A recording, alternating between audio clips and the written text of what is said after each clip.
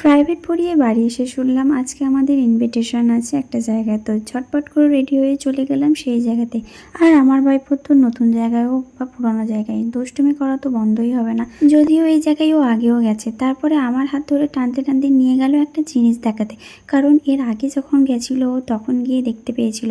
আর জিনিসটা হলো এই দুটো কাপল না, ওখানে দু জোড়া কাপল ছিল। আর দু জোড়া কাপলের মধ্যে একটা কাপল তো খুব রেখে বোম।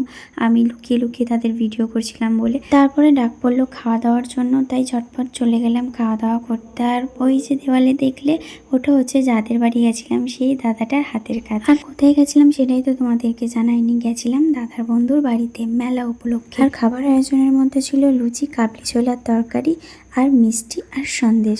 আর এই যে সামনে মায়ের মন্দিরটা দেখছো, এটা দাদার বাড়ির মন্দির, যে দাদাটাদের বাড়ি গেছিলাম। তারপরে মেলার দিকে রওনা দিলাম। সেদিন গেছিলাম গণকাঠির মেলার মন্দিরে। আর এই যে রাধা মাধব আর পাশে আয়োজন করা হয়েছিল গানের জন্য, যেটা এখন ফাঁকা হয়ে গেছে, আমাদের যাওয়ার কিছুক্ষণ আগেই শেষ হয়ে গেছে। আর সেদিন ছিল গাজনের অনুষ্ঠান, এখন স্টেজ প্রিপারেশন হচ্ছে। আর এদিকে আমার ভাইপো নাচতে শুরু করে দিয়েছে, সবাইকে নাচে হেল্প করে আইসক্রিমকে নিজেও মেখেছে প্লাস সবাইকে মাখিয়েছে। আর এই মেলাতে সেরকম কোনো ভিড়ও হয়নি আর দোকানপাটও খুব কম বসেছিল। আর ঠিক বাড়ি ফেরার সময় দেখলাম গাজনও শুরু হয়ে গেছে, তাই দাঁড়িয়ে একটু স্টার্টিংটা দেখে নিলাম। আর বাড়ি এসে খুবই ক্লান্ত হয়ে গেছি। চলো আজকের ভিডিওটা এই পর্যন্ত, দেখা হবে নেক্সট একটা ভিডিওতে খুব তাড়াতাড়ি।